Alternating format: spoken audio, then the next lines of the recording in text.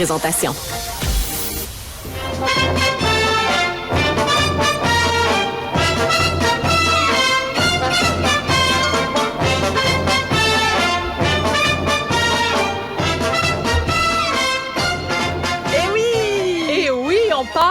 D'Astérix aujourd'hui. Bonjour, Cybèle Olivier, Sophie. Journaliste à la recherche à Cube Radio. Ça va bien. Moi, je suis contente de pouvoir parler de ce nouvel album, le 40e, Sophie. Écoute, L'Iris Blanc. L'Iris Blanc, donc, évidemment, il faut nommer les auteurs et dessinateurs. Ben oui, tout à fait. En fait, il y a un nouvel auteur cette année, mais bon, ils reprennent le flambeau, bien sûr, de Goscinny et Uderzo. Alors, on parle de Fabrice Caro, Fab Caro, qui est le nouvel auteur cette année, et bien sûr, Didier Conrad au dessin, qui est là maintenant, qui est là, en fait, depuis 10 ans.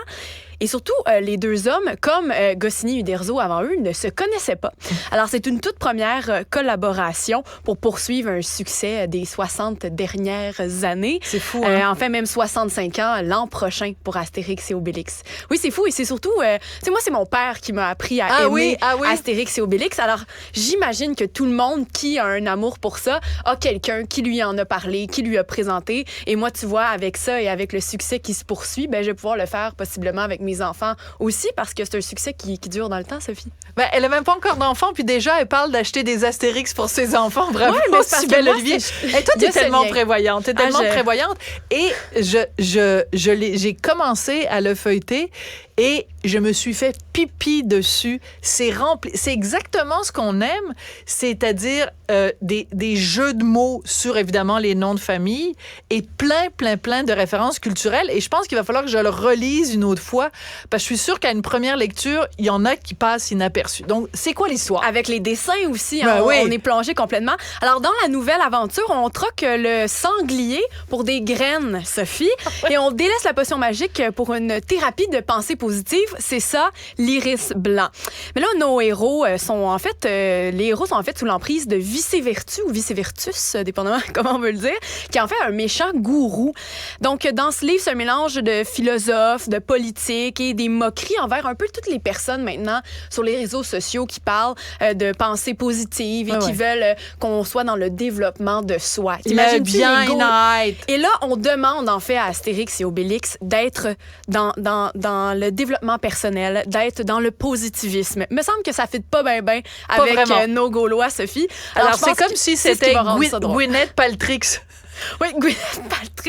Hey, moi, j'ai justement, là, comme toi, je vais me replonger dedans pour avoir la subtilité des calembours que Goscinny amenait avant. Et je pense que c'est ce qui va plaire vraiment aux amateurs, parce qu'il y a un retour en arrière, mais on est tout de même ancré vraiment dans l'actuel, parce qu'on parle aussi du CGV, Astérix Obélix, donc vont l'utiliser, qui est en fait le char à grande vitesse, référence au TGV, bien sûr. Ouais. Et donc, ils vont rencontrer des nouveaux personnages. Alors voilà, la zénitude pour les Gaulois, c'est toute une nouvelle, en fait. Et là, c'est encore une fois un gros titrage. En 3 jours seulement, ils ont imprimé à peu près 1,2 million d'exemplaires. Pas à peu près, ils ont imprimé 1,2 million d'exemplaires.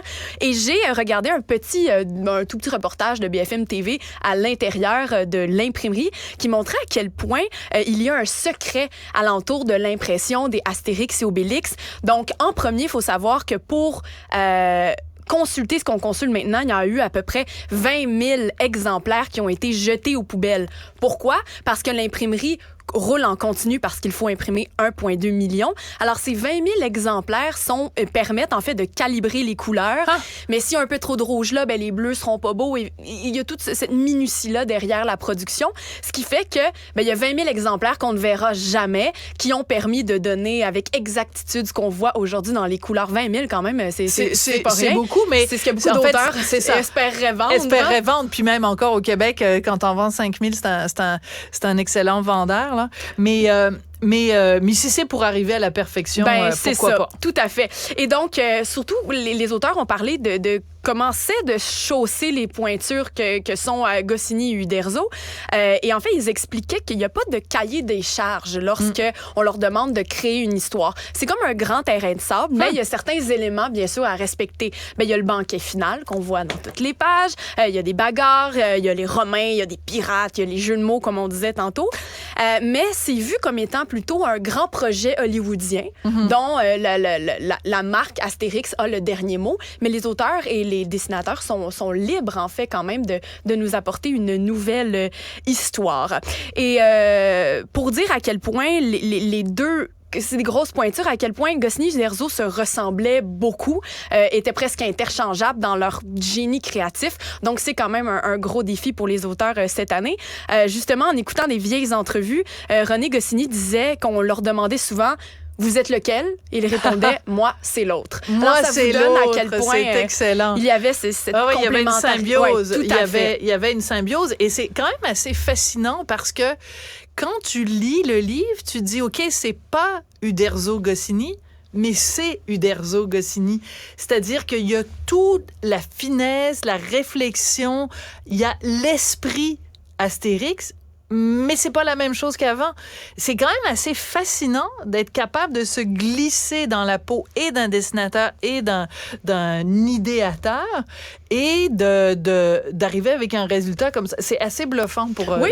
Du coup, c'est assez bluffant. Ouais. Oui, et surtout que là, peut-être que les gens qui étaient plutôt sceptiques des BD, pas sceptiques, mais qui ont peut-être moins apprécié les BD qu'Uderzo a créé seul, parce qu'il faut se rappeler que Goscinny est mort en 1977. Oui.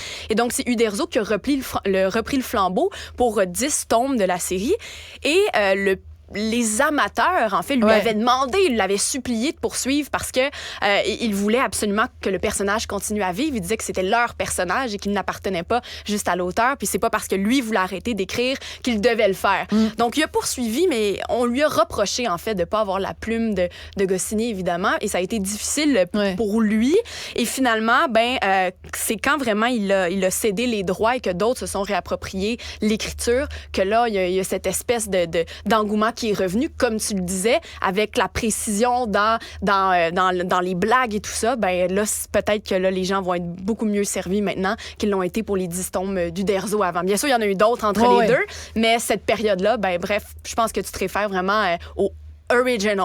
Oui, c'est ça. C'est tout à fait ça que je voulais dire. Je veux juste raconter une blague, parce que moi, je la trouve hilarante, mais peut-être les gens vont dire, non, pourquoi ça la fait rire du rocher? Elle est complètement déconnectée. Mais bon, à un moment donné, il y a quelqu'un qui chante, puis là, il chante « Ne m'appelez plus jamais Gaulle, c'est ma dernière volonté. » Et moi, je trouve ça très drôle, parce que c'est une chanson hyper connue de Michel Sardou qui est « Ne m'appelez plus jamais France, c'est ma dernière volonté. » Ah non, c'est pas celle-là, c'est une autre chanson qui chante. Tu vois à quel point je suis bonne pour raconter des blagues.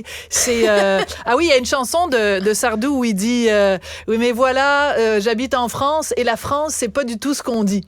C'est ça, une chanson de Michel Sardou. Et là, ça donne oui, mais moi, j'habite en Gaule et la Gaule, c'est pas du tout ce qu'on dit. Bref, j'ai complètement raté mon effet. C'est pas grave. Mais on va pouvoir le lire et le vivre. Voilà, puis ça va être plus drôle Sophie.